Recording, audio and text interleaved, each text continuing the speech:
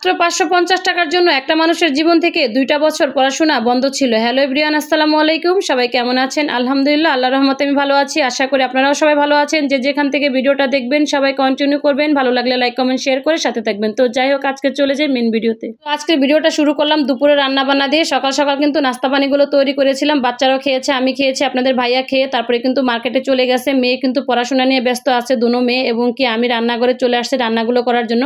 আর আজকে দুপুরে রান্না করবো একটু খাসির মাংস। আর এই খাসির মাংসটা আমার বোন পাঠিয়েছে গ্রাম থেকে, বড় বোনের মেয়ের আকিকা দিয়েছে, সেই আকিকার গোস্তই হচ্ছে এই খাসির মাংসটা। আমরা কিন্তু তেমন একটা খাসির মাংস কিনি না, এই জন্য আমাদের খাসির মাংস তেমন একটা খাওয়া হয় না। তো যাই হোক, আমি সব ধরনের মশলাগুলো এখানে দিয়ে ভালো করে একটু কষিয়ে নিয়েছি।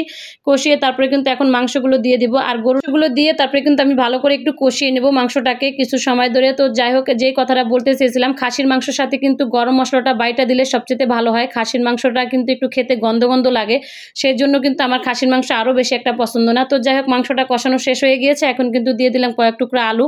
আর আপনারা তো সবাই জানেনই, আমাদের ঘরে আলু ছাড়া চলেই না। আমার মেয়েরা বিশেষ করে আলু খেতে খুবই পছন্দ করে, মাংসের আলুটা।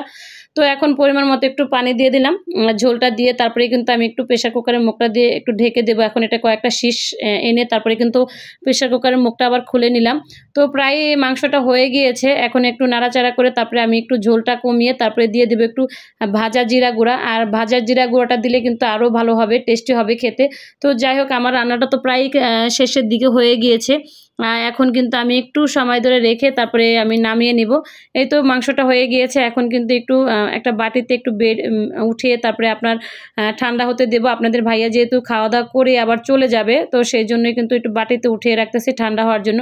এই তো মাশাল্লাহ, আমার ফাইনাল লুক মাংসের তো দেখতে অনেকটা সুন্দর হয়েছে মাশাল্লাহ, খেতেও কিন্তু অনেক ভালো লাগছিল। আর আমি এমনি তো তেমন একটা মাংসটা খেতে পছন্দ করি না, খাসির মাংসটা আমার তেমন একটা ভালো লাগে না, আপনাদের ভাইয়া খেতে খুবই পছন্দ করে। তো এই জন্য কিন্তু আবার মাংসের সাথে কিন্তু পোলাও রান্না করতেছি। আমার ছোট বোনটা কিন্তু একটু উত্তরা থেকে আসবে, ওকেও বলেছে আসার জন্য। তো ও আসবে, আর ওর এখানে যেহেতু জমি কিনা হয়েছে, তো সেই সূত্রে ও একটু জমিটাও দেখবে, আবার আমার বাসাও একটু আসবে। তো পোলাওটা ভাজাভাজি শেষ হয়ে গিয়েছে, এখন একটু পরিমাণ মতো পানি দিয়ে দিলাম। আজকের পোলাওতে কিন্তু দুধ দিতে পারি নাই, কারণ দুধ ছাড়া পোলাওটা রান্না করছে, জানি না খেতে কেমন হবে। আমি কিন্তু মাঝে মাঝে পোলাও দুধ ছাড়াই রান্না করি, মাশাল্লাহ খেতে ভালোই হয়। তো যাই হোক, পোলাওটা মোটামুটি হয়ে আসছে, এখন একটু দিয়ে দেবো ঘি।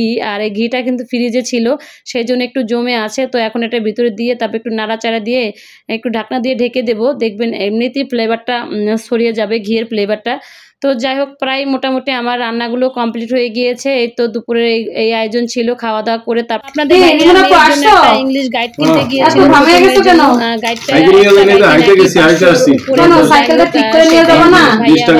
কষ্টের কথা মনে পড়ে গেল, অবশ্যই সবাই আপনাদের ভাইয়ার কষ্টের কথা। আমি যখন হাইটে আসতেছিলাম, আমার একটা স্মৃতি মনে হলো। কি স্মৃতি? আবার 27 বছর আগের স্মৃতি। আমি যখন 27 বছর আগে অষ্টম শ্রেণীতে পড়ি, তখন আমি যার কাছ থেকে বই কিনি, পুরান বই, 520 টাকা দিয়ে বই কিনছিলাম। সেই বই আমি টাকা দিতে পারি না বলে সেই বইগুলো নিয়ে গেছিল। আর আজকে মেয়ের জন্য একটা বই, এই সাথে একটা সাজেশন, এটা আনলাম 550 টাকা। আসলে জীবনের অনেক কষ্টের সময় মনে পড়ে গেল যে সেই 520 টাকার জন্য আমার জীবনের 2 বছর লস হয়ে গেল। আমি পড়ালেখা করতে পারিনি। 520 টাকার জন্য তোমার 2 বছর, আর একটা বইয়ের দামই 520 টাকা। আর একটা বইয়ের দামে এনে 550 টাকা। তো এই বছর যে অবস্থা হইলো, 2 মেয়ের জন্য প্রায় 25,000 টাকার বই কিনা হলো।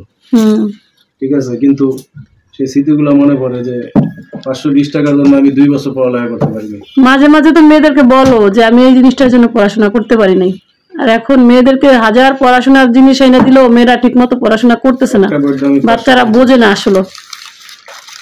তো যাই হোক, অনেক স্মৃতি মনে হলো, হাঁটলাম আর এই স্মৃতিটা মনে হলো। আজকের ভিডিওটা এই পর্যন্ত ছিল, সবাই ভালো থাকবেন, আল্লাহ হাফেজ।